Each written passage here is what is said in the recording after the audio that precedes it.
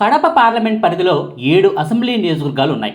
బద్వేల్, కడప, పులివెందుల, కమలాపురం, జమ్మలమడుగు, ప్రొద్దుటూరు, మైదుకూరు. ఈ 7 అసెంబ్లీ సీట్లలోనూ గత ఎన్నికల్లో వైసీపీ అభ్యర్థులే విజయం సాధించారు. బద్వేల్లో వైసీపీ అభ్యర్థి గుంతోటి వెంకట సుబ్బయ్యకు 44,734 ఓట్ల మెజార్టీ వచ్చింది. కడప అసెంబ్లీ సీట్లో అంజద్ బాషాకు 54,794 ఓట్ల మెజార్టీ వచ్చింది. పులివెందుల్లో జగన్మోహన్ రెడ్డికి 89,708 ఓట్ల మెజార్టీ వచ్చింది. అలాగే కమలాపురంలో రవీంద్రనాథ్ రెడ్డికి 27,333 ఓట్ల మెజార్టీ వచ్చింది. జమ్మలమడుగులో సుధీర్ రెడ్డికి 51,941 ఓట్ల మెజార్టీ వచ్చింది. ప్రొద్దుటూరులో రాచమల్లు శివప్రసాద్ రెడ్డికి 45,148 ఓట్ల మెజార్టీ వచ్చింది. ఇక మైదుకూరులో రఘురామిరెడ్డికి 29,344 ఓట్ల మెజార్టీ వచ్చింది.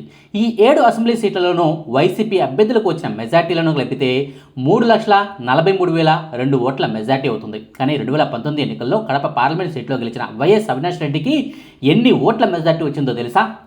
అక్షరాల 3,80,726 ఓట్ల మెజార్టీ. అంటే ఆ పార్లమెంట్ పరిధిలో ఉన్న అసెంబ్లీ నియోజకవర్గంలో ఇచ్చిన ఎమ్మెల్యేలకు వచ్చిన మెజార్టీల కంటే మరో 40,000 ఓట్లు ఎక్కువగానే వచ్చాయనేది మాత్రం ఇక్కడ క్లారిటీగా అర్థమవుతుంది. అంటే దాని వెనుక అర్థం క్రాస్ ఓటింగ్. టీడీపీ తరపున నిలబడిన ఎమ్మెల్యే అభ్యర్థులకు ఓట్లు వేసిన 40,000 మంది జనాలు వైసీపీ ఎంపీ అభ్యర్థికి కూడా ఓటు వేశారన్నది మాత్రం ఇక్కడ తేలిపోతున్న అంశం. ఇప్పుడు ఈ విషయం ఎందుకు చెప్పాల్సి వస్తుందంటారా? అక్కడికి వెళ్దాం. 2019 ఎన్నికల్లో గెలిచిన వైఎస్ అవినాష్ రెడ్డిని ఈ ఎన్నికల్లోనూ కడప ఎంపీ సీట్లో వైసీపీ అభ్యర్థిగా జగన్ ప్రకటించారు. వైఎస్ రాజశేఖర రెడ్డి గారి సొంత మున్ని వైఎస్ జగన్మోహన్ రెడ్డి గారి బాబాయిని చంపారన్న ఆరోపణలు ఎదుర్కొంటున్న వైఎస్ అవినాష్ రెడ్డికే జగన్ మళ్ళీ టికెట్ ఇచ్చారు. వైఎస్ వివేక కేసులో ప్రస్తుతం బెయిల్పై ఉన్న వ్యక్తి అవినాష్ రెడ్డి. వైఎస్ వివేక మరణం వెనుక కర్త, కర్మ, క్రియ అంతా అవినాష్ రెడ్డి అన్నది వివేక కూతురు సునీత చేస్తున్న ఆరోపణలు. అప్రూవర్ దస్తగిరి కూడా చెప్తున్నది అదే. అంతేకాదు సాక్షాత్తు సీఎం జగన్మోహన్ రెడ్డి గారి సోదరి షర్మిల కూడా ఇదే నిజమంటూ పదే పదే నొక్కి ఒక్కానిస్తున్నారు. గొడ్డలిపోటును గుండెపోటుగా మార్చింది అవినాష్ రెడ్డి అని, హత్య రాజకీయ వెనుక ఉన్నది అవినాష్ రెడ్డేనని ఇద్దరు చెల్లెమ్మలు కూడా విపరీతంగా ప్రచారం చేస్తూ ఉన్నారు. అయినా సరే జగన్ మాత్రం మళ్ళీ అవినాష్ రెడ్డికి సీటును ఇచ్చేశారు. దీని వెనుక ఓ ప్రధాన కారణం కూడా ఉంది. ఈ ఎన్నికల్లో వైఎస్ అవినాష్కు కనుక జగన్ టికెట్ ఇవ్వకపోతే అది జగన్కే మరింత మైనస్గా మారి ఉండేది. ఇప్పటికీ వివేక హత్య కేసు విషయంలో చాలా ఇరుకున పడిపోయిన జగన్ అవినాష్ రెడ్డిని పక్కన పెట్టి ఉంటే గతంలో అవినాష్ను వెనకేసుకుని వచ్చిన జగన్ ఆత్మరక్షణలో పడిపోయి ఉండేవారు. అందుకే ఎన్ని ఆరోపణలు ఉన్నా కూడా వైఎస్ అవినాష్ రెడ్డికి జగన్ టికెట్ ఇచ్చేశారు. టికెట్ ఇవ్వడం వల్ల జరిగే నష్టం కంటే ఇవ్వకపోతేనే ఎక్కువ నష్టం జరుగుతుంది అన్నది జగన్ అభిమతం. అయితే జగన్ నిర్ణయాన్ని షర్మిల తీవ్రంగా వ్యతిరేకిస్తూ ఉన్నారు. అవినాష్ రెడ్డికి టికెట్ ఇవ్వడాన్ని ఖండిస్తున్నారు. బాబాయి చనిపోకముందు నా వద్దకు వచ్చారు, కడప ఎంపీగా పోటీ చేయమని అడిగారు. ఆయన చివరి కోరిక అది. అందుకే కడప ఎంపీ సీట్లో నేను పోటీ చేస్తున్నాను. బాబాయిని చంపిన వాళ్ళు గెలవకూడదు అనుకునే నేను ఈ నిర్ణయం తీసుకున్నాను. హత్య రాజకీయాలు చేసే వాళ్ళు చట్టసభల్లోకి అడుగు పెట్టకూడదనే నేను ఈ నిర్ణయం తీసుకున్నాను అంటూ స్పష్టమైన ప్రకటన చేసి మరీ షర్మిల కడప ఎంపీ సీట్లో బరిలోకి దిగుతున్నారు. వైసీపీ నుంచి అవినాష్ రెడ్డి, కాంగ్రెస్ నుంచి షర్మిల బరిలోకి దిగుతుంటే టీడీపీ నుంచి భూపేష్ రెడ్డి పోటీ చేస్తున్నారు. అయితే కడప ఎంపీ సీటును టీడీపీ నుంచి తీసుకుని బీజేపీ తరపున ఆదినారాయణ రెడ్డి పోటీలో ఉంటారన్న వార్తలు కూడా వస్తున్నాయి. అయితే టీడీపీ, జనసేన, బీజేపీ కూటమి నుంచి ఎవరు పోటీ చేసినా, ఎవరు బరిలో ఉన్నా సరే ఓటమి ఖాయం. ఎస్, ఇది ముమ్మాటికి నిజం. ఓటమిని ముందే అంగీకరించి మరి కూటమి అభ్యర్థి ఇక్కడ బరిలోకి దిగాల్సి ఉంటుంది అన్నది అందరూ ఒప్పుకొని తీరాల్సిన అంశం. ప్రధాన పోటీ మాత్రం షర్మిల, అవినాష్ రెడ్డిల మధ్య ఉండబోతుంది. అదేంటి, ఇక్కడ టీడీపీ కంటే కాంగ్రెస్ బలమైన పార్టీయా? అసలు రాష్ట్రంలో కాంగ్రెస్సే లేదు కదా అంటారేమో. అక్కడ బలం కాంగ్రెస్ది కాదు, వైఎస్ కుటుంబానికి చెందిన షర్మిలది. సో సొంత కుటుంబానికి చెందిన ఇద్దరు వ్యక్తుల మధ్య పోటీలో మధ్యలో టీడీపీ అభ్యర్థి నలిగిపోవడం ఖాయం, ఓడిపోవడం ఖాయం. ఎందుకు ఈ మాటను పదే పదే అంటున్నానంటే 1989 సంవత్సరం నుంచి నేటి వరకు అంటే 35 ఏళ్లుగా ఇక్కడ టీడీపీ గెలిచింది లేదు. వైఎస్ కుటుంబాన్నే కడప ఓటర్లు గెలిపిస్తూ వస్తున్నారు. సో ఇక్కడ గెలిచేది వైఎస్ కుటుంబీకులే, కానీ ఈసారి అవినాష్ రెడ్డా లేక షర్మిల అన్నది మాత్రం తేలాల్సి ఉంది. అయితే వీరిద్దరిలో గెలుపు అవకాశాలు ఎవరికి ఎక్కువగా ఉన్నాయనేది ఓ లుక్కేద్దాం. ముందుగా అవినాష్ రెడ్డి బలాలు ఏమిటి అన్నది చూద్దాం. వరుసగా 2 సార్లు ఎంపీగా గెలిచిన వ్యక్తి అవినాష్ రెడ్డి. అయితే ఆయనకున్న ఒకే ఒక్క బలం ఏమిటయ్యా అంటే వైఎస్ జగన్మోహన్ రెడ్డి. ఎస్, అవినాష్ రెడ్డి 2 సార్లు ఇక్కడ నుంచి ఎంపీగా గెలిచిన మాస్ ఇమేజ్ను పెంచుకుని రాష్ట్ర వ్యాప్తంగా బలమైన నాయకుడిగా ఎదిగిన వ్యక్తి ఏమీ కాదు. ఆయనకు ఓటు వేయాలంటే జగన్ను చూసి వేయాల్సిందే. జగన్ ప్రవేశపెట్టిన పథకాలను చూసి మాత్రమే అవినాష్ రెడ్డికి ఓటు వేయాల్సి ఉంటుంది. జగన్ వీరాభిమానులే అవినాష్ రెడ్డికి ప్రధాన బలం. అదే సమయంలో అవినాష్ రెడ్డికి వివేక కేసు మైనస్ పాయింట్ కాబోతుంది. ప్రస్తుతం ఆయన ఈ కేసులో బెయిల్పై బయట ఉన్నారు. జగన్ చెల్లెమ్మ షర్మిలతో పాటుగా వివేక కూతురు సునీత కూడా తోడయ్యి వివేక కేసు విషయంలో వరుస ఆరోపణలు చేస్తూ ఉన్నారు. అయితే అవినాష్ రెడ్డికి వచ్చిన ఇబ్బంది ఏమిటయ్యా అంటే ఆయన ఈ కేసు గురించి ఒక్క మాట కూడా మాట్లాడకపోవడం. షర్మిల సునీత చేసే విమర్శలకు అదే రీతిలో స్ట్రాంగ్ కౌంటర్ అయితే ఆయన ఎవరు ఇవ్వలేరు కూడా. కేవలం జగన్ ప్రవేశపెట్టిన పథకాల గురించి మాత్రమే ఆయన ప్రచారం చేసుకోగలరు.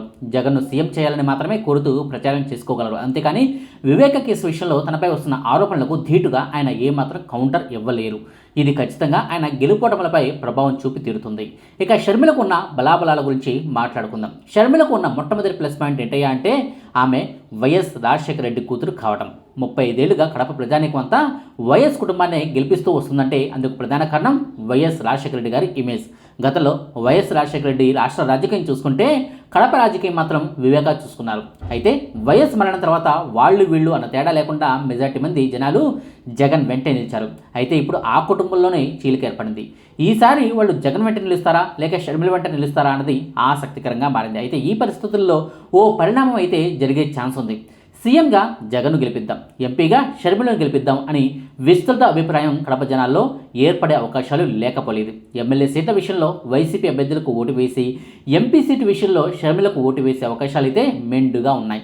వైఎస్ను చూసి ఓటేస్తున్నాము, స్వయంగా ఆయన కూతురే నిలబడితే ఓటు వేయకుండా ఎలా ఉంటామన్నది జనాల అభిమతంగా ఉండొచ్చు. వైఎస్ కూతురు షర్మిలని గెలిపించాలా లేక వైఎస్ రాజశేఖర రెడ్డి కొడుకు జగన్ నిలబెట్టిన అవినాష్ రెడ్డిని గెలిపించాలా అని ఆలోచిస్తే కడప జనాలు మొదటి ఆప్షన్నే ఎంచుకుంటారు. అలా వైఎస్ కూతురు కావడం అనేది షర్మిలకు మొట్టమొదటి ప్లస్ పాయింట్. ఇక వైఎస్ వివేక కేసు కూడా షర్మిలకు ప్రధాన బలంగా మారబోతుంది. ఆమె ప్రచారం అంతా కూడా ఈ కేసు గురించే ప్రస్తావించే ఛాన్సులు లేకపోలేదు. బాబాయిని చంపిన వ్యక్తిని గెలిపిస్తారా, బాబాయి చివరి కోరికను తెచ్చుతారా అని జనాల ముందుకే ఆప్షన్ ఉంచే అవకాశం ఉంది. అసలు ఈ కేసు విషయంలో అవినాష్ చాలా ఆత్మరక్షణలో పడిపోయారు. 5 ఏళ్ల క్రితం జగన్ ఈ కేసు గురించి చంద్రబాబుపై ఎన్నో విమర్శలు చేశారు, ఆరోపణలు చేశారు. నారాసుర రక్త చరిత్ర అంటూ సాక్షిలో కూడా కథనాలు ప్రసారం చేశారు. చంద్రబాబే ఈ హత్యను చేయించారంటూ ఆరోపణలు కూడా చేశారు. కానీ అధికారులకు వచ్చిన తర్వాత మాత్రం సిబిఐ ఎంక్వైరీ అక్కర్లేదన్నారు. కేసును త్వరగా తేల్చలేకపోయారు. చివరకు సునీతే పట్టుబట్టి మరి ఈ కేసును సిబిఐకి ఇప్పించుకున్నారు. అయినా సరే ఈ కేసు విచారణ అయితే సజావుగా సాగటం లేదు. వాయిదాల మీద వాయిదాలు పడుతూనే ఉంది. అధికార బలంతో ఈ కేసు విచారణను అడ్డుకుంటున్నారు అన్నది సునీత షర్మిల వాదన. అందుకే కోర్టుల్లో న్యాయం జరగకుండా వాళ్ళు అడ్డుకుంటున్నారు. ప్రజా కోర్టులో అవినాష్ రెడ్డికి శిక్ష విధించండి అంటూ షర్మిలతో పాటుగా సునీత చేస్తున్న వ్యాఖ్యలు ఖచ్చితంగా ప్రభావం చూపిస్తాయి. ఇక షర్మిలకు మూడో ప్లస్ పాయింట్ ఏంటయ్యా అంటే cross voting. Yes, YS fans నుంచి మాత్రమే కాదు, తటస్థ ఓటర్ల నుంచి మాత్రమే కాదు, చివరకు టీడీపీ ఓట్లు కూడా ఖచ్చితంగా క్రాస్ ఓటింగ్కు గురవుతాయి. అవును, ఇది ముమ్మాటికి జరిగి తీరుతుంది. కడప పార్లమెంట్ సీటు పరిధిలోని టీడీపీ ఓటర్లు కూడా ఖచ్చితంగా ఈ ఎన్నికల్లో కడప పార్లమెంట్ సీట్లో నిలబడుతున్న షర్మిలకు మద్దతు ఇస్తారు, ఆమెకే ఓటు వేస్తారు. ఇక్కడ టీడీపీ సానుభూతి పరులకు కావాల్సింది ఒకటే, అవినాష్ రెడ్డి ఓడిపోవాలి. అలాంటప్పుడు వాళ్ళు టీడీపీ అభ్యర్థికి ఓటు వేస్తే అది జరగకపోవచ్చు. షర్మిలకు తమ బలం కూడా కలిసి వస్తే ఖచ్చితంగా అవినాష్ రెడ్డి ఓడిపోతాడు అన్నది ఓ అంచనా. అందుకే టీడీపీ నేతలు ప్రచారం చేసినా కూడా టీడీపీ ఓటర్లు మాత్రం షర్మిలకే సైలెంట్గా ఓటు వేసే అవకాశాలు అధికంగా ఉన్నాయి. సో ఫైనల్గా చూసుకుంటే అవినాష్ రెడ్డికి ఉన్న ఒకే ఒక ప్లస్ పాయింట్ జగన్ కాగా షర్మిలకు మాత్రం 1కి 3 ప్లస్లు ఉన్నాయి. అసెంబ్లీ సీట్ల విషయంలో జగన్కు ఓటేసి ఎంపీ సీట్లు షర్మిలను గెలిపిద్దాం అనుకునే వారికి ఓట్లతో పాటుగా అవినాష్ రెడ్డిని ఎలాగైనా ఓడించాలన్న పంతంతో క్రాస్ ఓటింగ్కు పాల్పడే టీడీపీ ఓటర్లకు తోడుగా ఈ హత్యా రాజకీయాలను ప్రోత్సహించకూడదు అనుకునే తటస్థ ఓటర్లు కూడా కలిస్తే కడప ఎంపీ సీట్లో ఖచ్చితంగా వైఎస్ షర్మిల విజయం సాధించి తీరతారు. మరి ఈ వివేక కేసు కేవలం కడపకు మాత్రమే పరిమితం అవుతుందా, రాష్ట్ర వ్యాప్తంగా విస్తరిస్తుందా అన్నది మాత్రం చూడాల్సి ఉంది. ఇదండి కడప ఎంపీ సీట్లో గెలిపెవరిది అన్న అంశానికి సంబంధించిన సమాచారం. మీకు ఈ వీడియో నచ్చితే లైక్ చేయండి, షేర్ చేయండి. మరిన్ని ఆసక్తికరమైన వీడియోల కోసం మా కొత్త ముచ్చట ఛానల్ను సబ్స్క్రైబ్ చేయడం మాత్రం మర్చిపోకండి. Thank you.